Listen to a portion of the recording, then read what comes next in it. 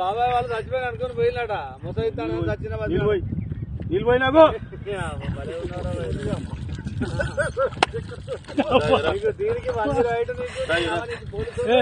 ఎందుకు పన్న వాళ్ళ